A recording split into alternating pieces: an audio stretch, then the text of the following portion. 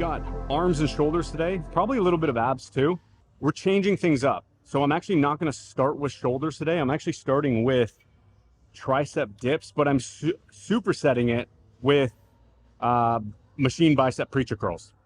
So we're going to do 3 working sets for both, back to back, no rest in between. Now, the reason why I'm starting with this as opposed to starting with shoulder press like I have done in all my previous shoulder and arm days is just to change things up. I literally just want to change stuff up. I've been doing it this way where I actually like starting with my arms first, and I don't do my arms fully first. So what I do is I'll do 2 exercises, supersetted. So I'll do a tricep, a bicep, then the next movement I'll do shoulders. So I'm still keeping shoulders relatively in the beginning, or should I say middle of my workout. So I'm still have enough energy to push through it. But again, just to change things up. And plus I like to kind of break up my arm training sometimes. So then after the shoulders, then we go into another arm. So it goes arms, shoulders, arms, just changing things up. Nothing crazy. It doesn't have to be optimal. We are going to be using this dip machine. Last time I used one of the dip machines over just further down there, actually right beside the preacher curl. And I'm not a huge fan of that. Reason being is this one, I like the trajectory of these actual handles and of the line of force. So the force actually is pushing up and back.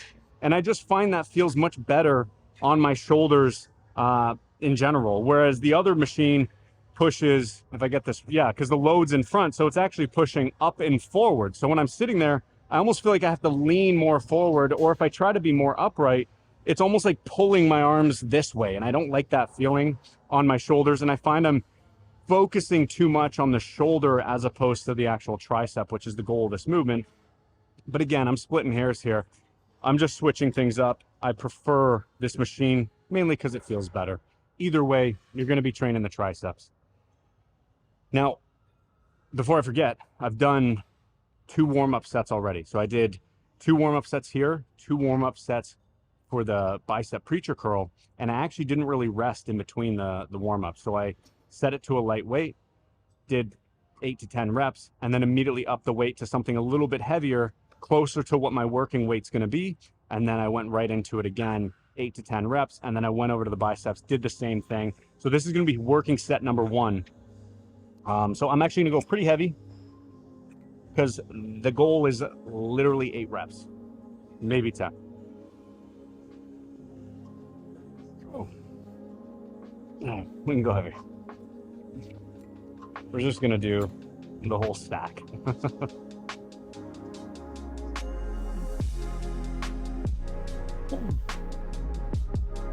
Oh.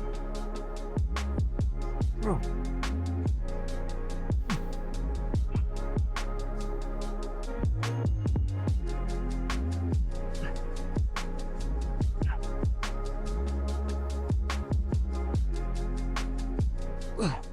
Sorry, buddy. I don't want to get in your way. Oh yeah, you can go by. You're good. Sorry, man.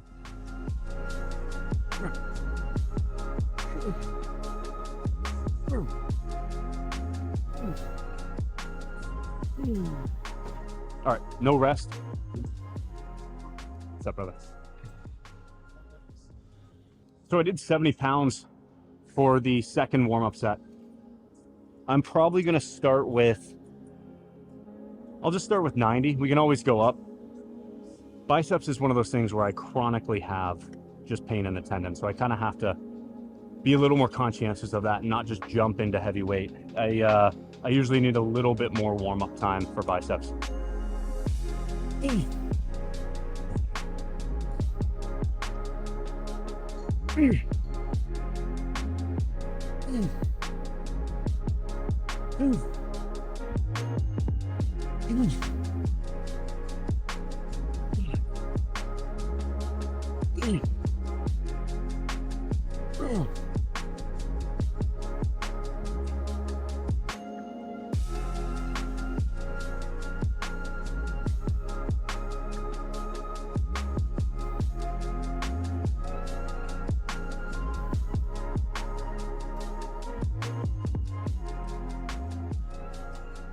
Go up to 110. This was the tricep dip machine that I was explaining a second ago. So we used this one in the last video. I'm not a huge fan of it As you can see, it's just such a aggressive starting angle for me. Nothing wrong with it. The load's in front, whereas, so if you notice, the handles are facing up, but they kind of go in this as you push down, and then the force coming up is in this up but forward kind of position, hence the angle of the handles. Whereas the other one, it's almost behind you, so it comes I'm all fucked up, I'm all confused, hold on. This is pushing up and forward, so into you like this. The other one is pushing up but behind you, because the angle of the handles. That's all I'm kind of trying to explain here. I don't know why the fuck it's so hard for me to explain that, but that's just kind of a picture as to why I don't like using it. Just such an aggressive angle, and I find in this sort of end range where my triceps lengthened, it's almost just pushing my hands forward like this, if that makes sense. It's kind of a weird force. I don't know. Can't explain it more than that, then I don't like it.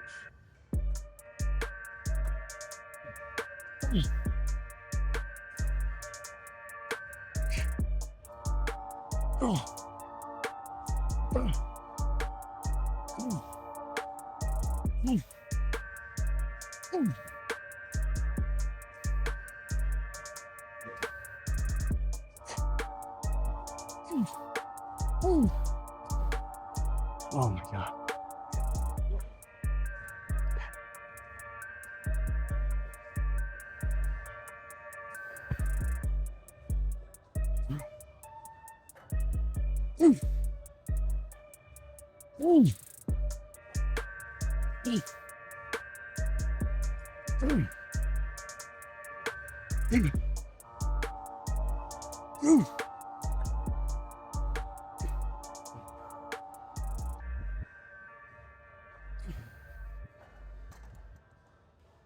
We might stay there. We might stay at 110, or I might go up by maybe 10 pounds. We'll see. That was pretty good though. Now, I'll explain this on the next set, on the final set, more in depth of the form and everything. But again, I've touched on this so many times. The great thing with this machine and other Prime fitness machines is that you can set this cam. It's adjustable, and this allows you to play around with the resistance profile of the actual exercise. So I have it set to the setting 3, which allows me to just train and target, or load rather, the beginning or lengthened range of the actual movement. What I mean by that is I'm loading my biceps when they're in the lengthened state. So the heaviest part of the movement's actually going to be in this bottom or beginning range. Now, we can get into the nitty gritty of why that's beneficial, but we can do that after or another video. This is primarily the same as doing it free weight. So you can 100% just do this movement. If you don't have these machines where you can adjust the cam, just do free weight. If you have a preacher bench at your gym, just grab a barbell or dumbbells. It's gonna be pretty much the exact same loading, because you're loading primarily that beginning range anyways with free weight. I had a question by one of you recently, like literally within 24 hours ago. Someone wrote on one of my previous video for leg training, and they asked, can I do a video strictly for can I do a video on warm-ups? I 100% can, but if I'm being honest, I don't really do crazy warm-up stuff. Like, I don't use bands really. I have in the past. I usually use bands and stuff if I'm actually trying to work on an injury or try to kind of rehab an injury because it's a lighter load. But in terms of the actual warm-up, I just do a couple warm-up sets for the exercise that I'm doing. And I'll even do that through the whole duration of my workout, as you see. Like, I always do a gauge set or a warm-up set, even if I'm already halfway through or 3/4 way through of my actual workout.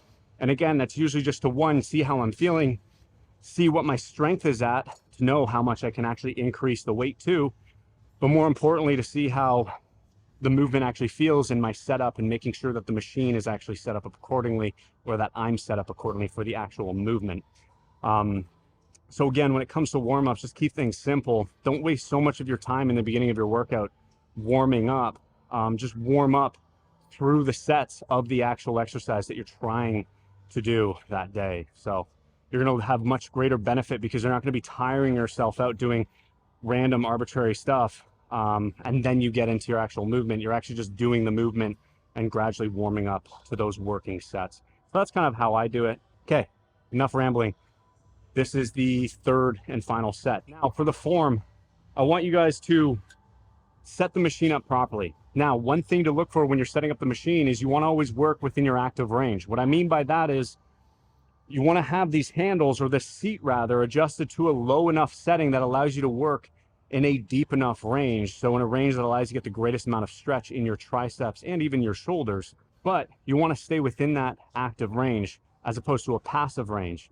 A passive range is when the weight is actually taking you far beyond what your active range is. Now, again, what I mean by that is my active range is literally, if I'm upright and I want to pull and I want to do a dip, I'm going to pull my elbow up behind me as high up as I comfortably can without rounding or rolling my shoulder. So I'm keeping that chest up, I'm keeping that shoulder locked, and then I'm pulling that elbow as high up as I comfortably can. This is going to be my absolute active range. So I want to make sure that these handles are set up in a position, or sorry, the seat is set further down in a position that allows me to work through my entire range of motion. That's all I mean by that.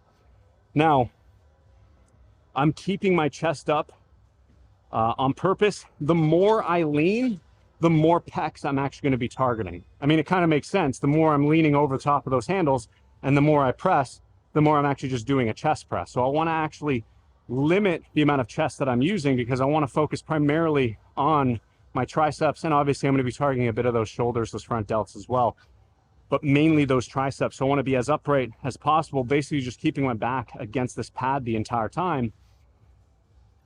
And then as I as I initiate that first rep, I want to maintain this shrugged position the entire time. I've mentioned this in the previous video that for the shoulders and arms, but I'm keeping my shoulders shrugged the entire time. The reason being is the force is pushing up, so it doesn't take much effort for me to just keep my shoulders at my ears. If I try to keep my shoulders down the entire time, I'm going to be focusing too much on resisting that force pushing up by keeping my shoulders down, and then I'm going to be working a lot of these other muscles that I don't really care to work when I'm actually doing this movement. So hopefully that kind of makes sense. So chest up, shoulders shrugged but locked in position the entire time. I'm allowing my elbows to be naturally flared out beside me. I'm not keeping them tucked in. I'm just letting them kind of drift out to what's comfortable. As I initiate that rep, I want to actually think about not just pushing down, because if I think about down, I'm going to be depressing those shoulders. So if anything, I actually want to think about driving my elbows forward, but in. So they're kind of flared out, and I'm just pulling, or pushing rather, elbows in towards me, squeezing the tricep. And then on that negative, I'm controlling that eccentric, but pulling those elbows as far back behind me, getting that stretch in the tricep. So it's going to look like this.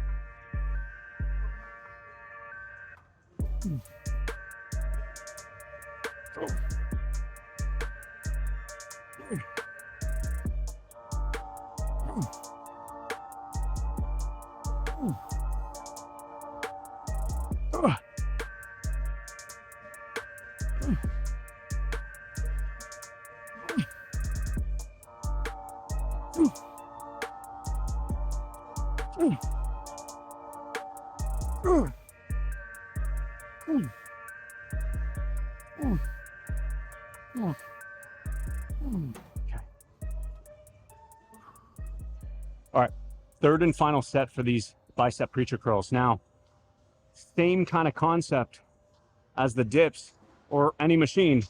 Again, I stress this a lot to you guys, but I think oftentimes people just rush into the movements and they don't really think about what it is they're doing, and they don't really standardize their form or setup. So first and foremost is set the machine up to a position that's comfortable for you. First thing to look for is you want to line up and make sure that your elbows are lined up with this axis of rotation the entire time.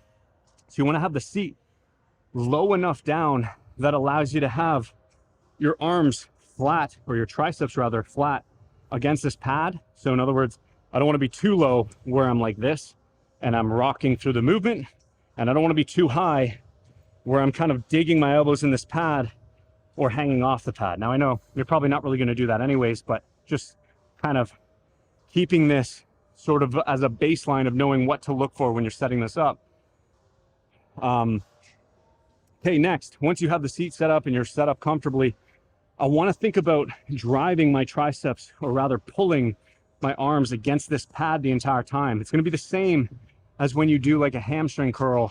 You want to be driving the part of your limb into the pad that it's resting on the entire time. This is going to give you something to push off of rather, to create as much force as possible in the actual target muscle. So the target muscle, obviously in this case, is the bicep. And again, this isn't rocket science, but you don't want to be rocking through the movement and, you know, cheat repping it the whole way. So I'm keeping those arms flat, keeping my shoulders locked. And then all I'm literally thinking about is just pulling forearms to biceps. That's it. So I'm not thinking up, because if I think up, I'm going to be elevating I'm going to be elevating my shoulders and elbows up off that pad, because again, I'm just thinking of a direction. So all I'm thinking about is just pulling forearms into biceps. Lastly, I guess we can go over this hand position or hand width on these handles. It's going to be individual, so whatever feels comfortable for you, but just keep in mind that you're working with a hinge joint. So you actually want to just point those biceps forward through the movement and just come up straight. If this is your end point here, then just drop it down, and that's going to be your starting point there. So you're just going to grip where your hands naturally lie. If you grip too narrow, if I'm working a hinge joint and the machine actually moves in one direction, well, now if you notice, that joint is angled inward, and that can cause, you know, what's called shear force and potentially lead to, you know, discomfort or maybe even injury down the road on that joint. So just kind of keep your biceps pointed straight. Use a hand grip that best suits you.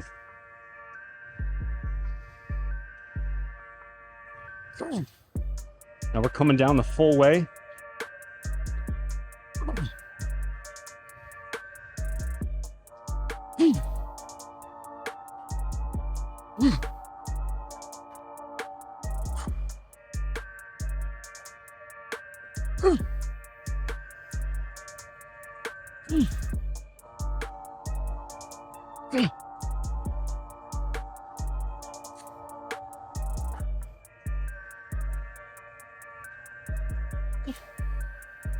Yeah, that's it. All right, we're gonna move on. We got shoulders, and I want to do dumbbells because I don't think we've done dumbbells yet at all. So I'm going to show you some dumbbell shoulder press, and we might compound set that with like a lateral raise just to kind of pick up the timing.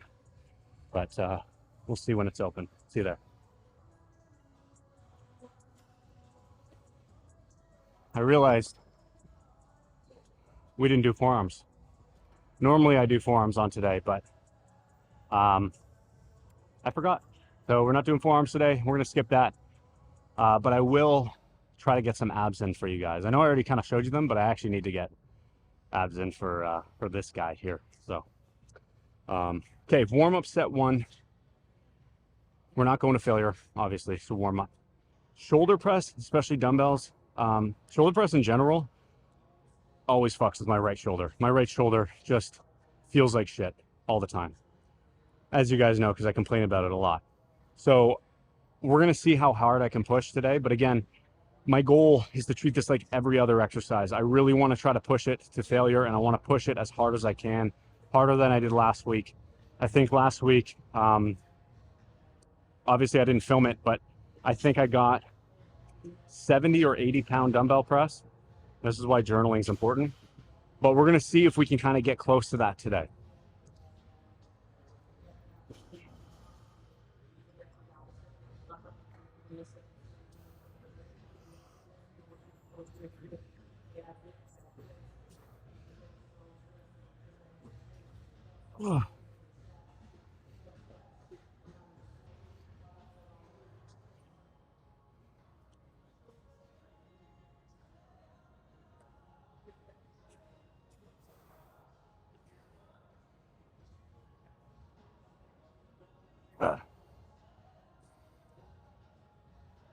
So if you notice too, we're doing seated lateral raises. Normally I've been doing standing. Today we're going to do seated.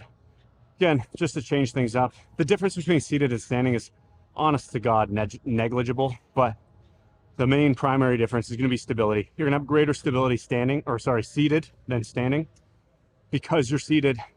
you don't have to worry about, you know, offsetting the weight as you raise it up and kind of having a counterbalance with your body. So because you're seated, you're more stable. So the other difference would be it's going to be harder seated. You're not going to probably be able to push as heavy as you would be standing because you're able to use more momentum when you're standing. So, but for the sake of today's video, we're doing it seated because I'm already here. I'm doing seated dumbbell shoulder press anyways. Now, I've touched on this in the past. If I seem scatterbrained, clearly, a few reasons. One, pre-workout is kicking in, always in the beginning. So I get jittery, and if I'm being honest, when it's busy in here and there's people around or moving around, it's like I'm on high alert because I don't want to be that guy and I don't want to get in people's way. So as I'm kind of explaining things, my mind will start drifting because I'm like, fuck, I hope I'm not in this person's way, or I hope I'm not in that person's way. But point is, I apologize. So if I seem a little scatterbrained, that's why. I'm not an idiot. Hopefully not. Hopefully you don't think I am, but anyways. Okay. First working set here. We're going to start with 65s. We'll see how we feel. And again, my right shoulder is something that I try to watch out for because it always hurts. So my setup, I try to just kind of get the weights up as quick as possible so I'm not fucking around too much in this position.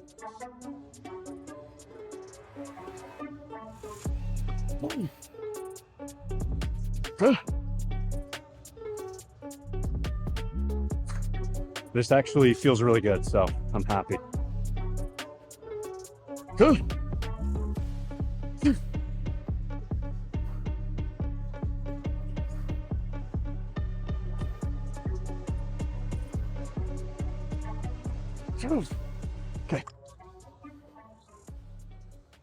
So we are compounding this with lateral raises.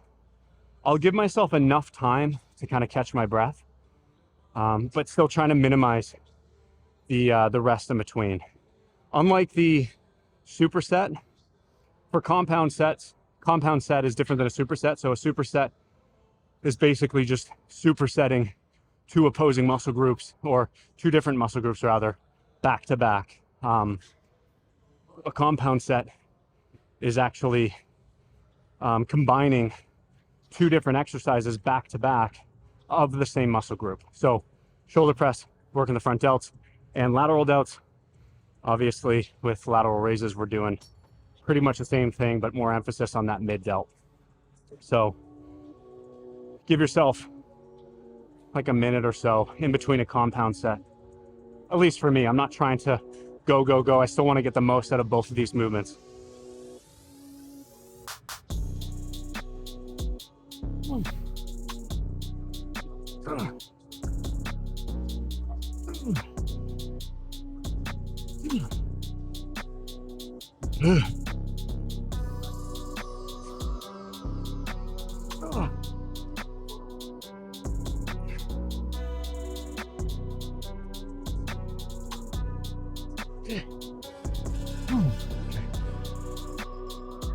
All right, we're gonna go heavier for both.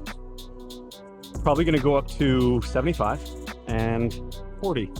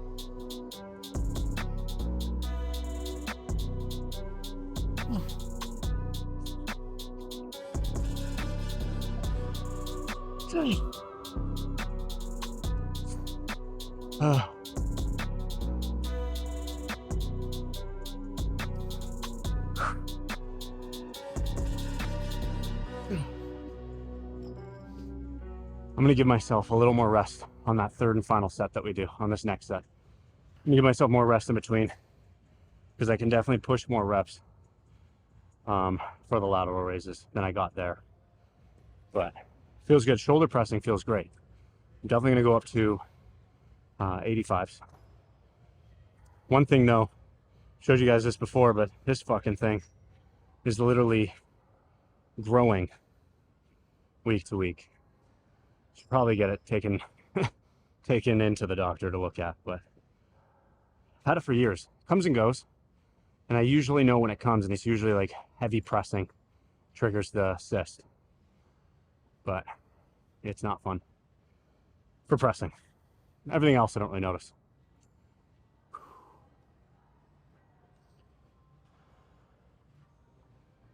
Okay, we're gonna go up 85s.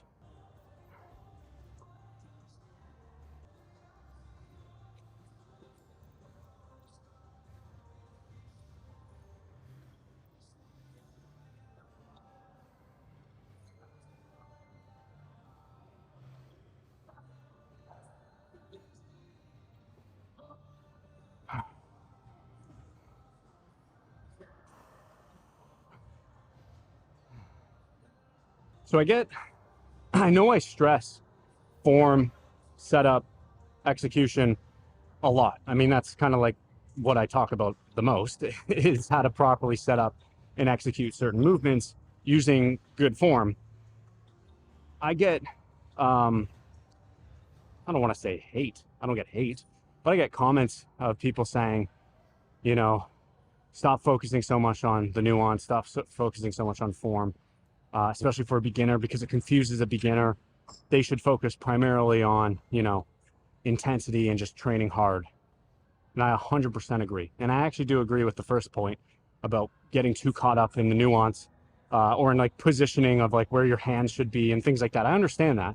That can definitely detract from the actual exercise for sure. But I don't think it should be one or the other. I think it should be both hand in hand. And if anything, for a beginner, it's actually more important to know the form and the execution and then focus on taking things to failure, because as a beginner, you're pretty much going to take anything, any exercise that you do. If you're not used to the stimulus, it's basically training to failure. You're going to notice, I mean, the whole point is newbie gains. The whole term is newbie gains for a reason, because you're not used to the stimulus at all, or any stimulus. So you're going to get results pretty much no matter what you do. So you may as well use that time to focus on the form and execution and actually getting to know what works for your body. And look,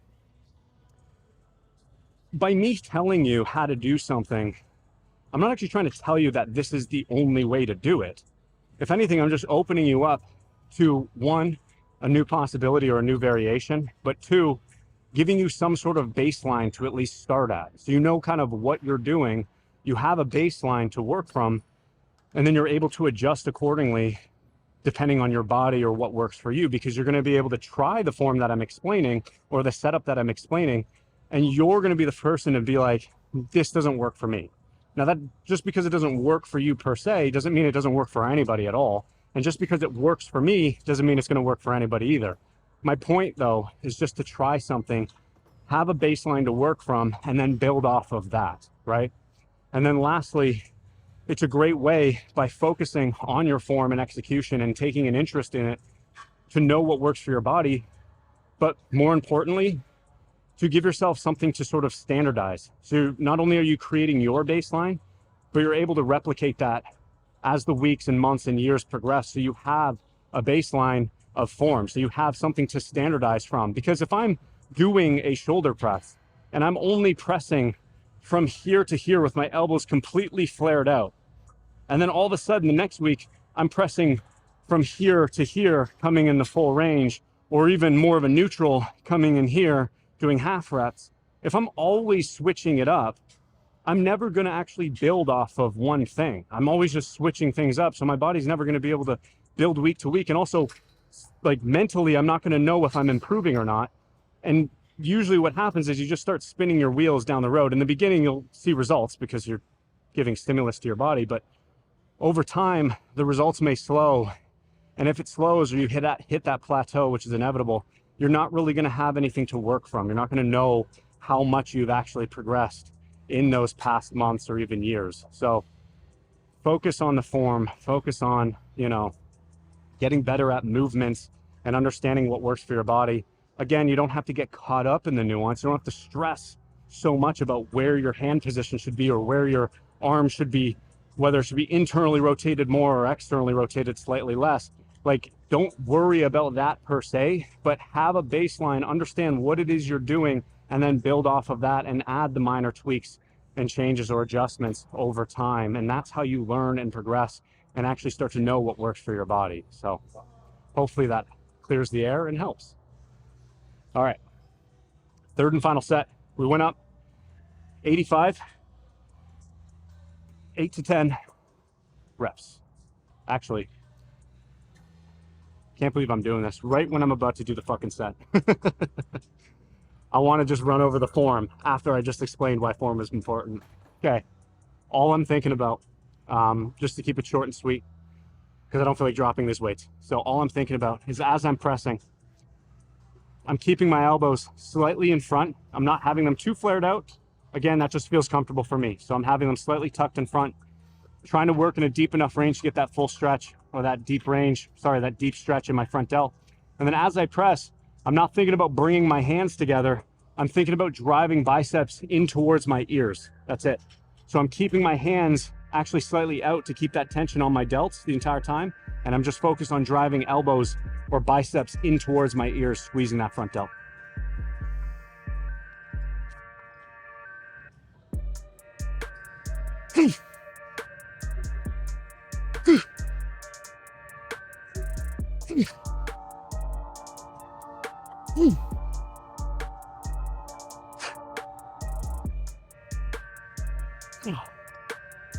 Pitiful. It's fine. My right shoulder is giving out.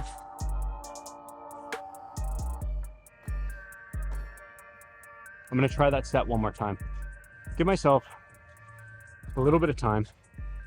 We're going to redo that set. I think holding the weights there, talking, completely fucked up my my focus. So we're going to try that set one more time.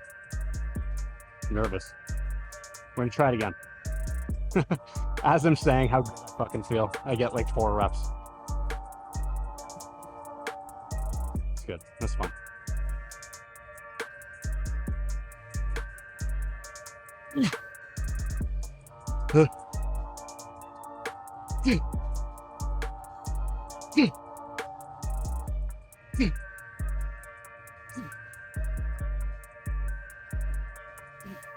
That's it.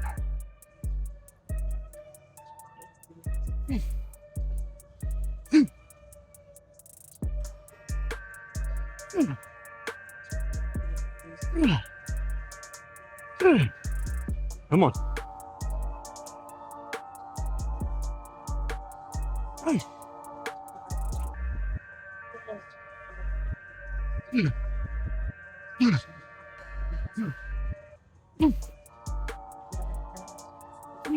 Fuck.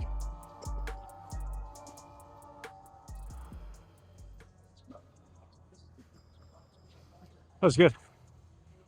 I know I only got like, I don't know, what was that? 6, 7 reps on the shoulder press, including partials. So like 4 full reps or 5 full reps. I'm okay with that. That's why we do this. Push ourselves. I think my max before was 80. So that was kind of dumb of me to go to 85, but at least I did it to know, you know, where I'm at. I felt strong today. I felt like I could do it. And I unfortunately didn't get what I intended on, set out for. So that's fine. But we're going to move on. We have one more superset we're going to do. We're going to do some biceps, triceps to finish off. And then I think we might even just do them here. Just do like bicep curl, supersetted with overhead tricep, double arm, using a dumbbell actually. I'll explain that. And then if there's time, we'll finish off with some abs. So I want to show you a minor tweak on that ab machine that I've been doing lately that I really like. So I'm going to catch my breath. We'll start the next superset.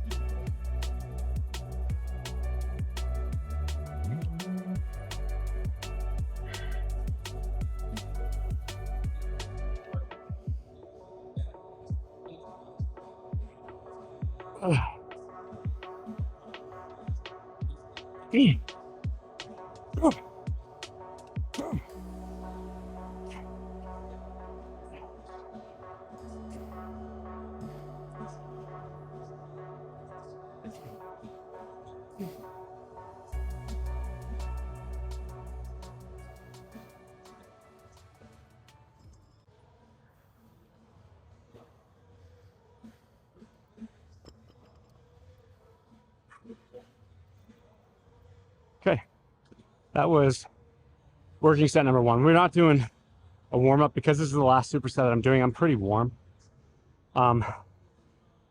So we started with, as you saw, like an aggressively low incline bicep curl. Now my focus for that, 2 things. 1, I want to target and train the biceps when they're fully stretched, because this is towards the end of the workout.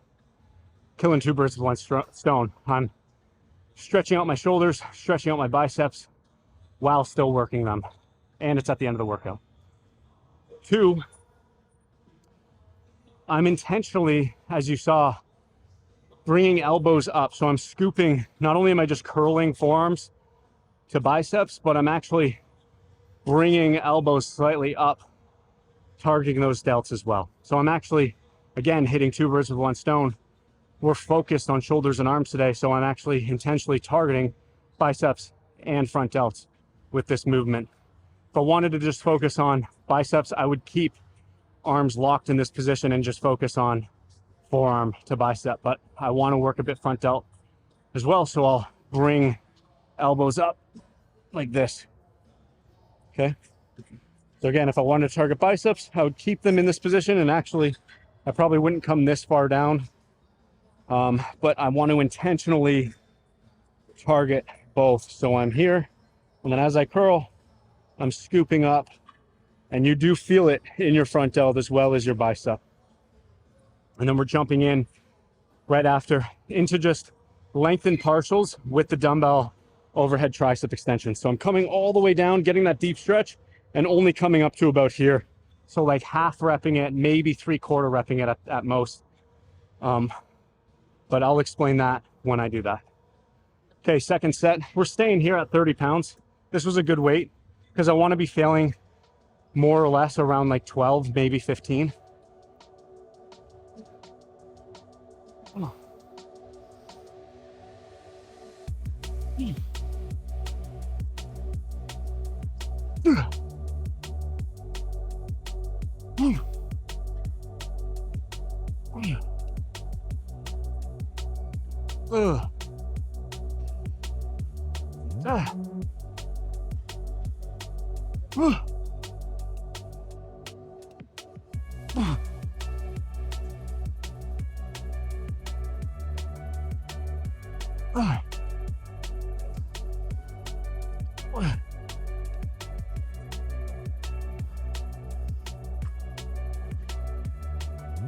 Oh, fuck.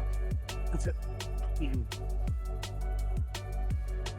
God, that burns.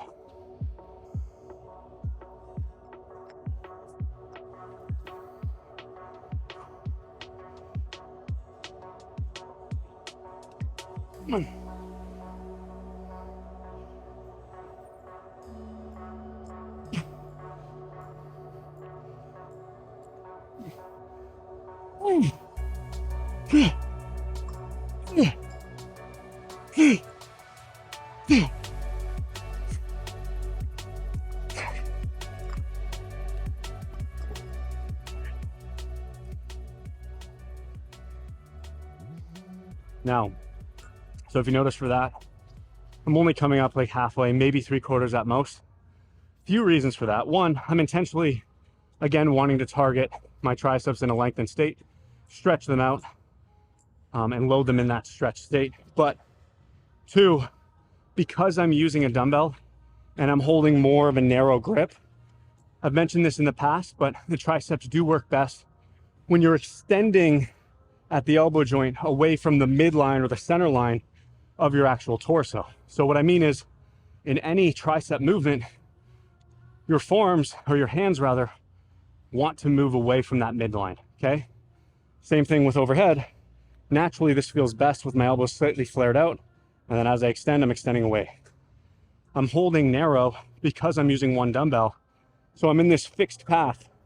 So I'm actually only working into what feels comfortable for me, but also what's loading the triceps the most, and that's from here to here. The minute I go all the way up, I'm still gonna be extending and using those triceps, but if anything, I'm using more shoulders now, because now if you notice, my upper arm is now coming in towards my ears, almost similar to the top portion of a dumbbell press. So I find it very restrictive that way. That's why I don't love the overhead tricep with a dumbbell. But if you're intentionally doing it for partials, like lengthened partials, half reps, 3/4 reps, and staying in that range of the tricep, then it's beneficial that way, in my opinion. It just doesn't feel good if I go in like a full range. Okay. Third and final set coming up. I'm gonna give myself a little longer rest though.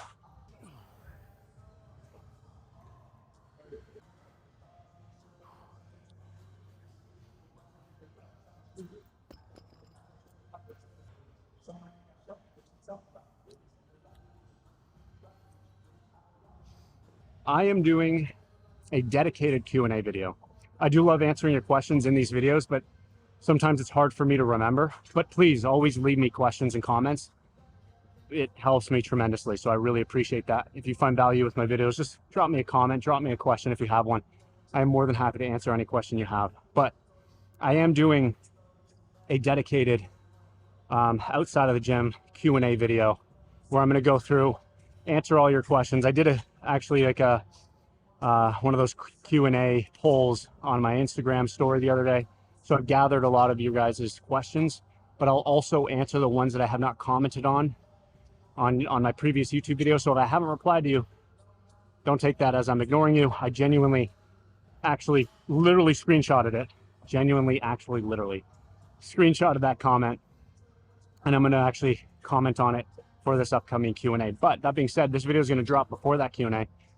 So if you have any questions and you want to get it in that video, drop them. Just ask me literally anything. It could be any question. It doesn't have to necessarily be fitness related. It can be anything. Nutrition, hobbies, whatever. You ask and I will answer to the best of my ability. All right, third and final set. Just make it a good one.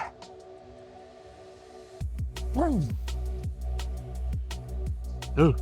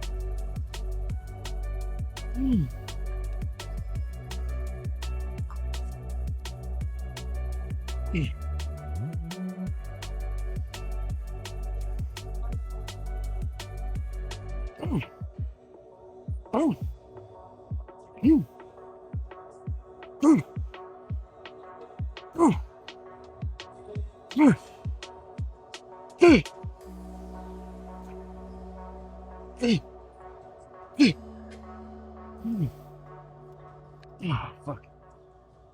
Oh. Okay. All right. We're going to move on. We're going to quickly finish off with one ab exercise, machine crunch, because I want to show you actually a setup that I've been doing and I've been really liking it. So I'll see you there. Okay. If your gym has this Life Fitness machine crunch.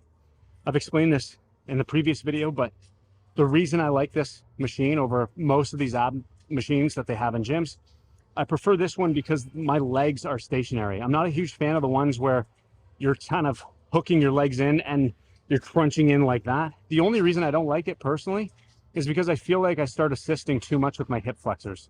So in other words, as I'm crunching, I feel like I'm doing more of the pulling from here as opposed to my actual core and my abs. Because when you want to think about when you're training your abs, it's a spinal movement. It's not a hip movement. So I'm not hinging at my hip. I'm literally just thinking about compressing down, crunching down, and bringing this lower part of my sternum and my belly button as close together as possible. That's literally all I'm thinking about, is bringing this point here and this point here together. Okay. So again, I can't bring those points together if I'm hinging at my hip or if I'm lifting, you know, my legs up in that position. I'm literally just thinking about bringing those points together. Now, I can keep my legs and hips stable on this machine the entire time to give me just a fixed point to work off of.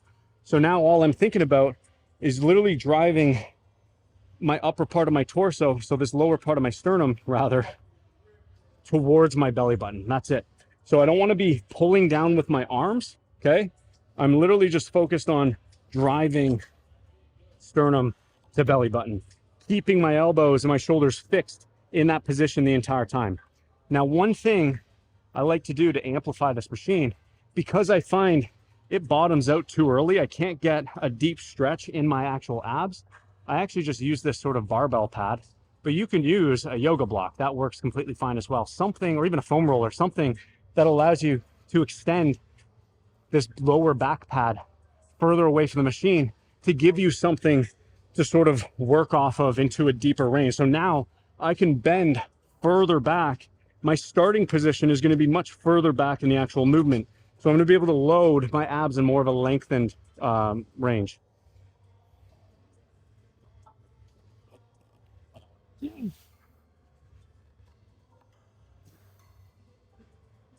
Now, as I'm doing this, I want to touch on this quickly, is because my lower back is on that pad the entire time. That's the pressure point of this actual movement. So I actually want to be driving that into that pad the entire time. So I'm actually focused on pushing feet into the ground that way, pushing hips and lower back into that pad the entire time to give me sort of a counterweight to push off of, to crunch in, so I can load this machine heavier and load my abs heavier.